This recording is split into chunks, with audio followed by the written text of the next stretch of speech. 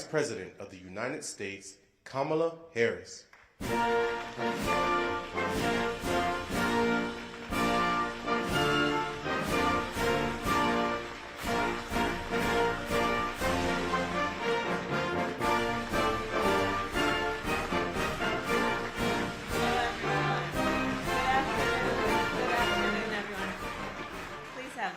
Good afternoon.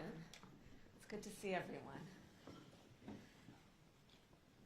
Ambassador Hartley, thank you for the warm welcome that you gave us last night and today, and for inviting us to be here with you. And thank you for your extraordinary leadership on behalf of the President and me and our country.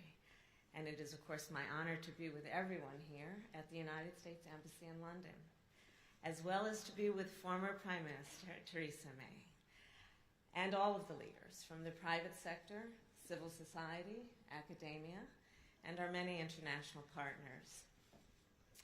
So tomorrow I will participate in Prime Minister Rishi Sunak's Global Summit on AI Safety to continue to advance global collaboration on safe and responsible use of AI. Today I will speak more broadly about the vision and the principles that guide America's work on AI. President Biden and I believe that all leaders, from government, civil society, and the private sector, have a moral, ethical, and societal duty to make sure that AI is adopted and advanced in a way that protects the public from potential harm, and that ensures that everyone is able to enjoy its benefits. AI has the potential to do profound good, to develop powerful new medicines, to treat and even cure the diseases that have for generations plagued humanity, to dramatically improve agricultural production, to help address global food insecurity, and to save countless lives in the fight against the climate crisis. But just as AI has the potential to do profound good, it also has the potential to cause profound harm. From AI-enabled cyber attacks at a scale beyond anything we've seen before, to AI-formulated bioweapons that could endanger the lives of millions of people. These threats are often referred to as the existential threats of AI, because, of course, they could endanger the very existence of humanity. These threats, without question, are profound, and they demand global action. But let us be clear, there are additional threats that also demand our action, threats that are currently causing harm, and which to many people also feel existential. Consider, for example, when a senior is kicked off his health care plan because of a faulty AI algorithm. Is that not existential for him?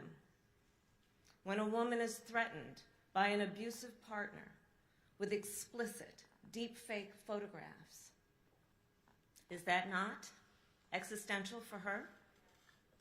When a young father is wrongfully imprisoned because of biased AI facial recognition, is that not existential for his family? And when people around the world cannot discern fact from fiction because of a flood of AI-enabled mis- and disinformation, I ask, is that not existential for democracy? Accordingly, to define AI safety, I offer that we must consider and address the full spectrum of AI risk, threats to humanity as a whole, as well as threats to individuals, communities, to our institutions, and to our most vulnerable populations. We must manage all these dangers to make sure that AI is truly safe. So many of you here know my mother was a scientist, and she worked at one of our nation's many publicly funded research universities, which have long served as laboratories of invention, creativity, and progress. My mother had two goals in her life: to raise her two daughters and end breast cancer. At a very early age then, I learned from her about the power of innovation to save lives, to uplift communities, and move humanity forward. I believe history will show that this was the moment when we had the opportunity to lay the groundwork for the future of AI. And the urgency of this moment must then compel us to create a collective vision of what this future must be. A future where AI is used to advance human rights and human dignity, where privacy is protected and people have equal access to opportunity, where we make our democracies stronger and our world safer. A future where AI is used to advance the public interest. And that is the future President Joe Biden and I are building. Before generative AI captured global attention, President Biden and I convened leaders from across our country, from computer scientists to civil rights activists to business leaders and legal scholars, all to help make sure that the benefits of AI are shared equitably and to address predictable threats, including deep fakes, data privacy violations, and algorithmic discrimination. And then we created the AI Bill of Rights. Building on that, earlier this week, President Biden directed the United States government to promote safe, secure, and trustworthy AI, a directive that will have wide-ranging impact. For example, our administration will establish a national safety reporting program on the unsafe use of AI in hospitals and medical facilities. Tech companies will create new tools to help consumers discern if audio and visual content is AI generated. And AI developers will be required to submit the results of AI safety testing to the United States government for review.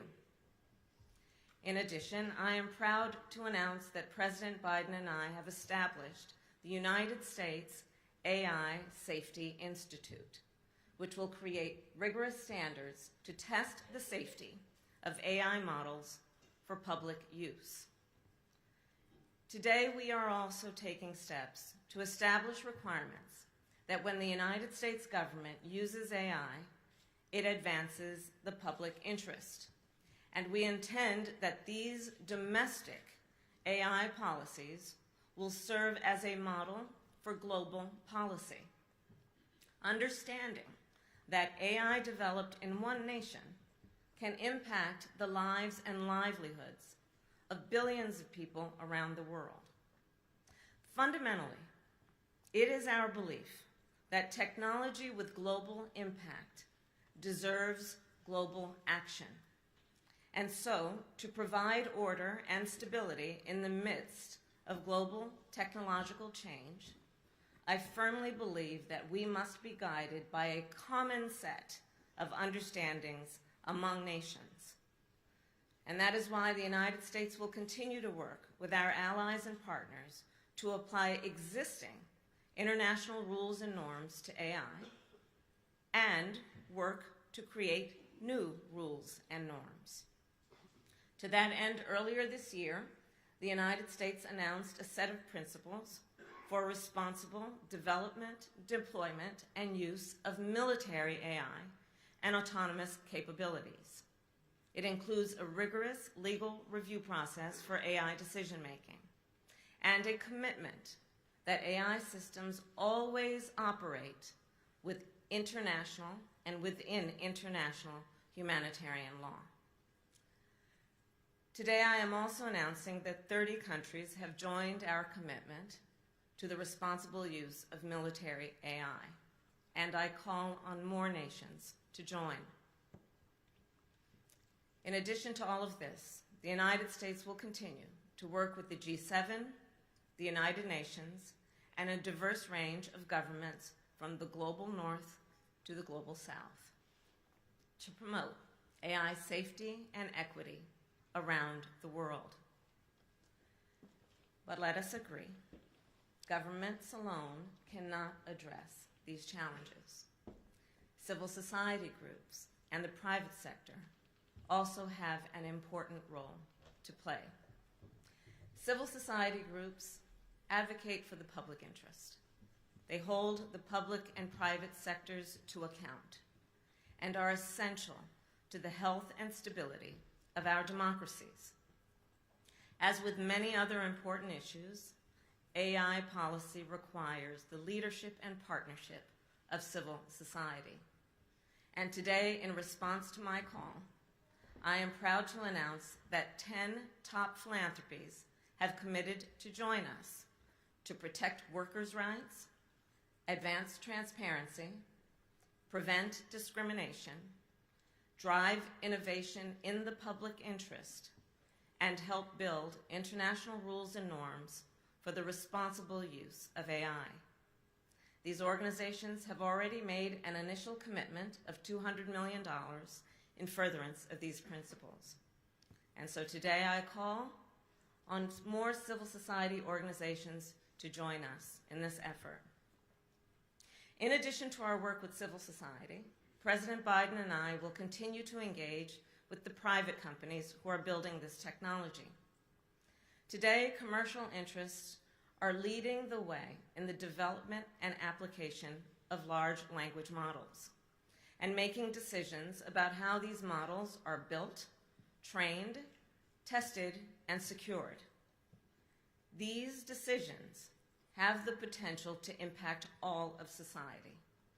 As such, President Biden and I have had extensive engagement with the leading AI companies to establish a minimum baseline of responsible AI practices. The result is a set of voluntary company commitments, which range from commitments to report vulnerabilities discovered in AI models to keeping those models secure from bad actors. Let me be clear. These voluntary commitments are an initial step toward a safer AI future, with more to come. Because, as history has shown, in the absence of regulation and strong government oversight, some technology companies choose to prioritize profit over the well-being of their customers, the safety of our communities, and the stability of our democracies. An important way to address these challenges, in addition to the work we have already done, is through legislation. Legislation that strengthens AI safety without stifling innovation. In a constitutional government like the United States, the executive branch and the legislative branch should work together to pass laws that advance the public interest. And we must do so swiftly as this technology rapidly advances. President Biden and I are committed to working with our partners in Congress to codify future meaningful AI and privacy protections. And I will also note, even now, ahead of congressional action, there are many existing laws and regulations that reflect our nation's long-standing commitment to the principles of privacy, transparency, accountability, and consumer protection. These laws and regulations are enforceable and currently apply to AI companies. President Biden and I reject the false choice that suggests we can either protect the public or advance innovation. We can and we must do both.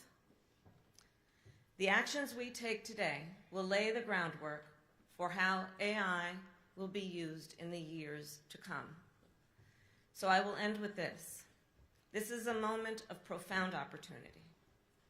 The benefits of AI are immense. It could give us the power to fight the climate crisis, make medical and scientific breakthroughs, explore our universe, and improve everyday life for people around the world. So let us seize this moment. Let us recognize this moment we are in.